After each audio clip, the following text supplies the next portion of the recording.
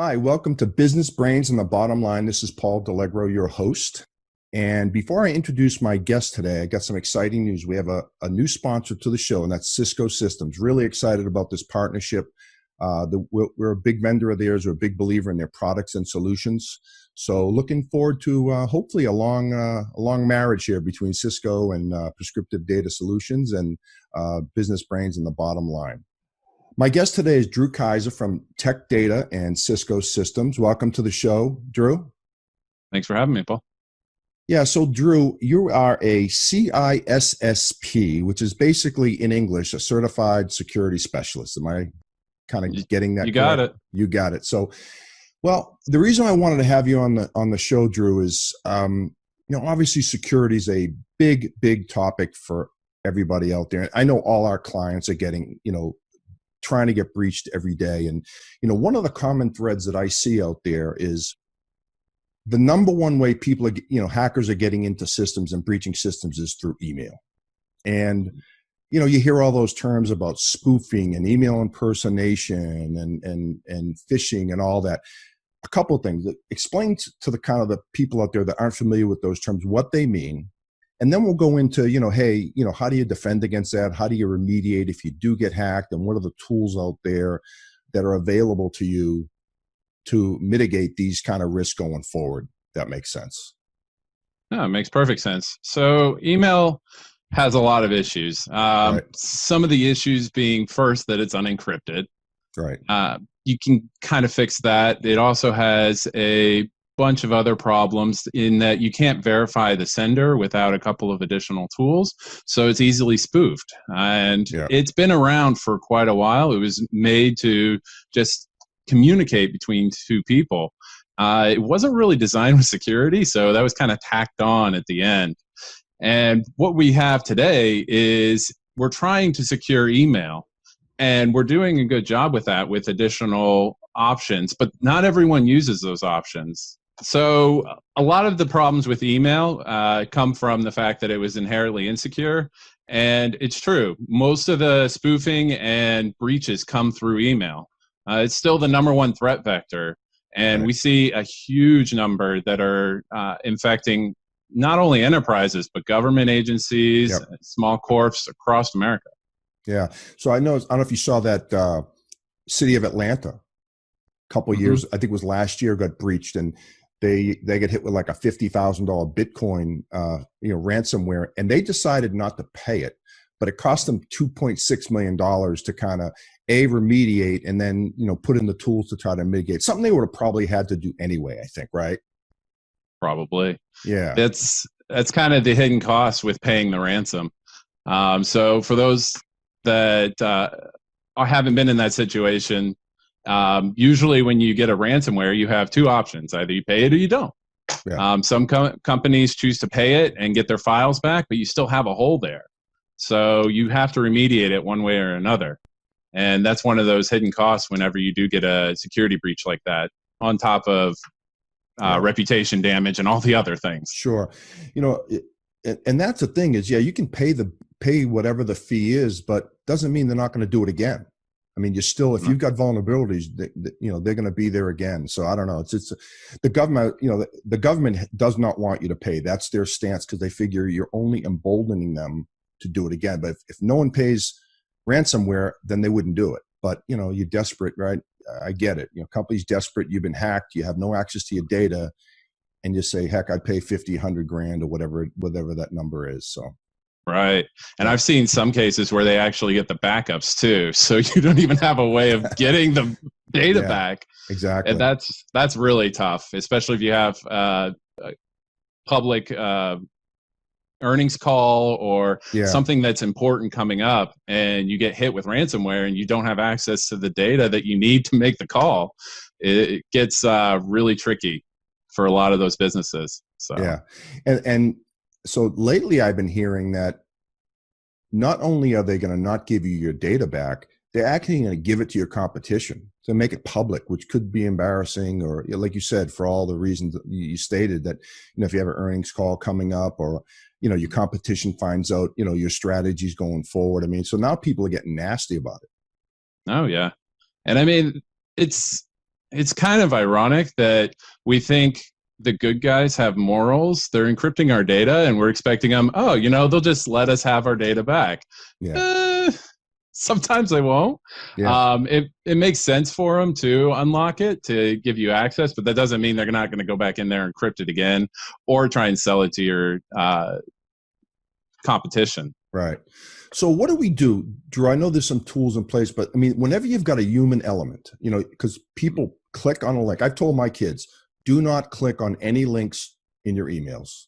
Mm-hmm. If someone wants information, don't do it. Go to the original site that you know. If they need the information, they'll ask you for it. But what do we do? How do we defend against human interaction here and just human mistakes?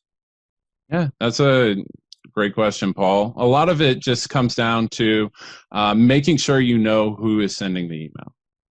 There's a lot of protections around DMARC, which is domain-based message authentication, reporting in conformance.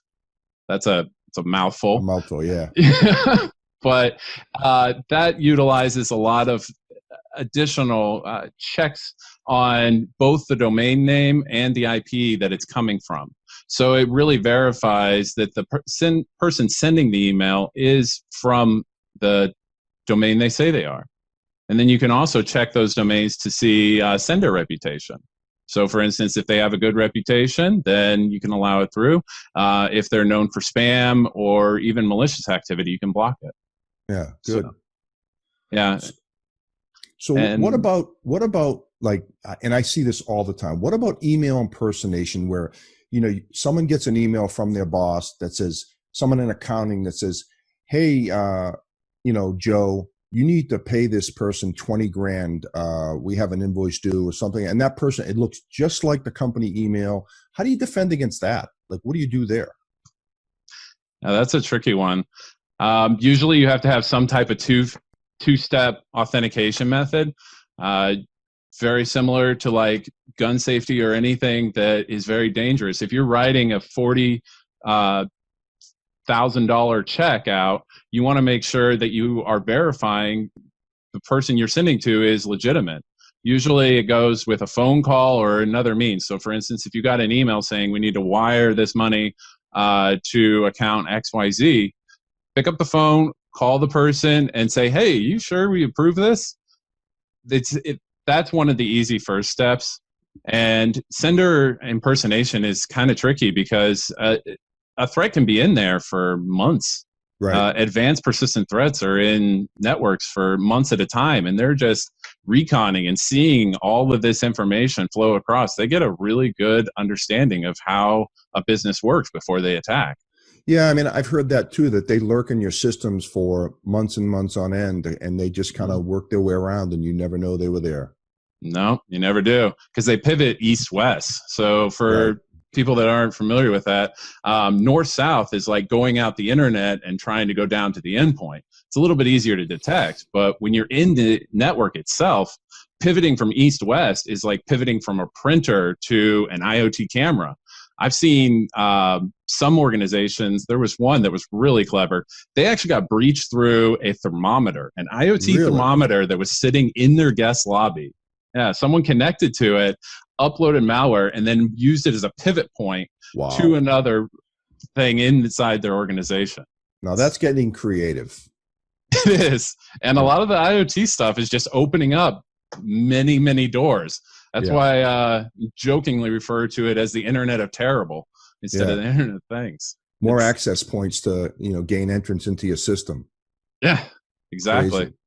So, we've talked about different ways of people gaining, hackers getting into your systems and not getting like tool specific, but in general, like what tools are out there to take the human element out, right? To just really safeguard again, because that's really the biggest one. That is the human element, people clicking on links, go into a website, giving them login information. Next thing you know, they're hacked. Right. And like you were saying, email is a huge portion of that hack. Definitely get an email security. If you're in Office 365, they have proxies, and they also have API integrated email security that makes it a lot easier to verify that those senders don't get through. A couple of other things the human element is hard to eliminate entirely, but it can be trained. KnowBe4 is a great company. They've done a lot of research and development for stopping people from clicking on those links.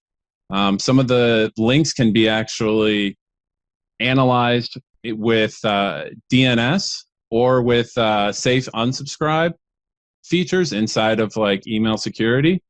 And one of the most important things is if you do get your credentials stolen, you got to have two-factor. Like two-factor is just one of those very simple things to implement that makes it so much harder for anyone trying to breach an organization to impersonate you. Yeah. And I know you and I had this conversation last week about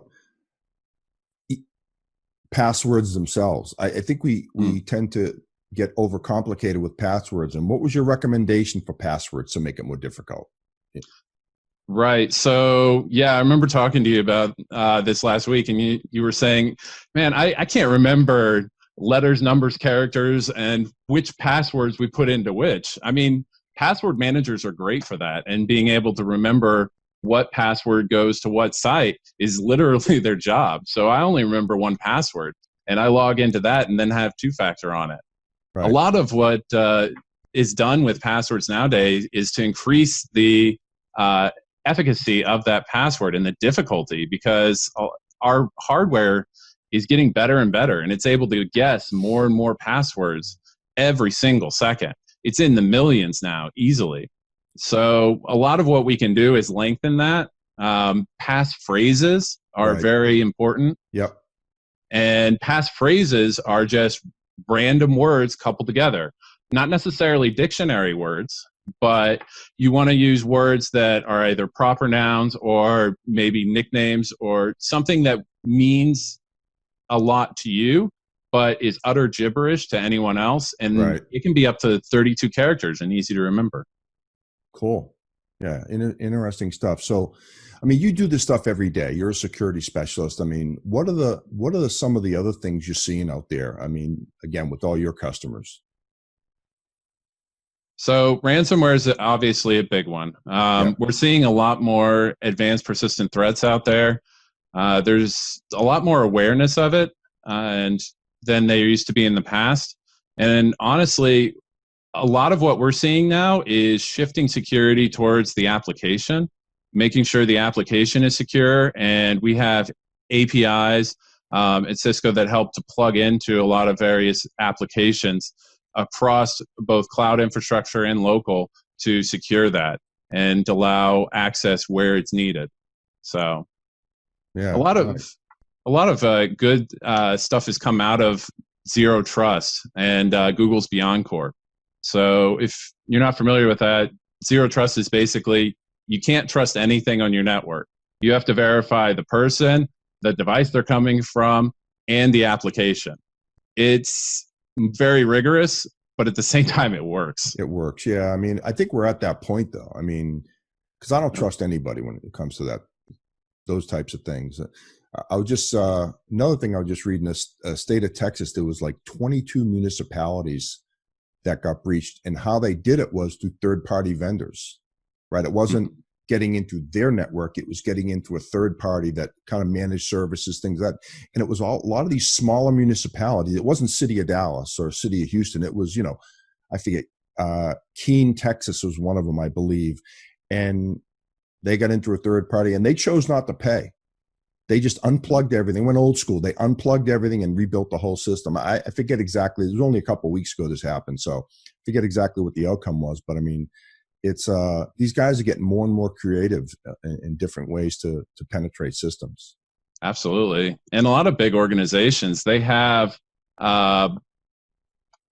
federations or they have municipalities that they work with every day, and those can be potential breach pivot points for attackers. So I think it was Marriott that actually got breached through a subsidiary they bought, and then it started pivoting through all their systems. And it's like, oh, geez. Yeah. Too bad they're just not honest people in the world, Drew. It'd make it a lot easier if no one could lie. Yeah. There was a movie where like no one could lie, and then one guy was able to lie. It made for a very interesting film, Yeah. but it would And be a whole different world. yeah.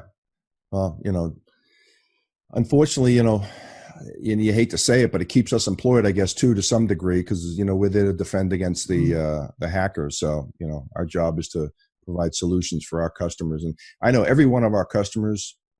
We have these conversations with them.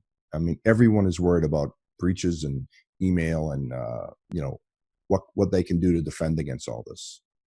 Yeah, and it ultimately impacts the bottom line, because you can make a lot of these more secure, and then it saves the company money because they don't necessarily get breached. Yeah. So.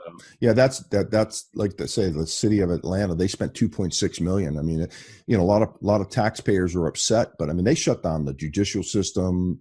People couldn't pay their water bill online. It was pretty impactful, and they weren't too happy about spending 2.6 million, but I would venture to guess that they're in a lot better shape today than they were a couple of years ago, because they spent a ton of money trying to defend themselves, and probably money they needed to spend. At some point. Again, all the details aren't released. They're not going to tell you everything that went on, obviously, for privacy reasons, but hopefully they're in a better situation than they were, when it happened. I think so. And usually the choice not to pay on ransomware means that they're going to really put funding and redevelop the system properly. That's just kind of a necessary step for that. And you do save a little bit of money because you don't have to buy that initial ransomware, but then you have added pressure on trying to get the system up and working as expected in a timely fashion. And I know that's not the only one. It's like Florida got hit in 3 different cities back to back about 6 months ago. And there's municipalities and small governments all over that have been just getting hammered. Yeah. And the one common thread that a lot of these guys, I read the article, and it was they didn't have big staffs. They don't have a lot of resources to have a whole security team, and so they were easy targets. Mm-hmm. And so it's unfortunate that big hackers or groups are targeting these really small people, and it's a situation where they're just outclassed and outgunned. Yeah, basically it. And these companies, they don't know what to do, right? We need our data, and so I think if everyone sticks to the don't pay it routine, I think it'd be better off. But that's not the case. No, I think ultimately what needs to happen is you need to have some safeguard that's offline, right? And that needs to be your storage. If you have that, you don't need to pay. Right. Because usually they can't get to that. Hopefully, get to that then. Well, that's the thing, is how far do you have to go back? Mm-hmm. How well? Let me rephrase that. It's like any DR strategy, right? What's the recovery point and recovery time objective? Can you go without a week's worth of data? Can you go without a day's worth of data? And so that's just a business decision. It is. And a lot of that goes down to calculating risk in the environment, calculating the disaster recovery, the costs, and the maximum that they're willing to be able to spend for that DR. And hopefully you're able to come in under that. Yeah, no, I agree. So anything else, Drew? Any other pearls of wisdom for the fans out there? Because you're gonna be a star now. You're gonna be have the Drew Kaiser show pretty soon. There you go. I'll have to plot my spot on Hollywood Boulevard. There you go. Yeah, you and me both, right? So, well, cool. Anything else? I would say just be careful with your passwords. Password managers, randomizing passwords, and then securing your endpoints, because endpoints are the new battleground. Everything has to go through it, and making sure you're controlling that internet connectivity with policies, and then shoring up your email. All are really important steps. Yeah, no, that's something we talk about with our customers every day. So, well, Drew, thanks for coming on. I really appreciate it, and obviously, if whoever's watching, if they need any help, give us a ring and we'll be happy to help. So, and that's a wrap. Again, thanks to Cisco Systems for sponsoring us today. Again, really excited about that partnership. And this is Paul Delegro signing off for Business Brains and the Bottom Line.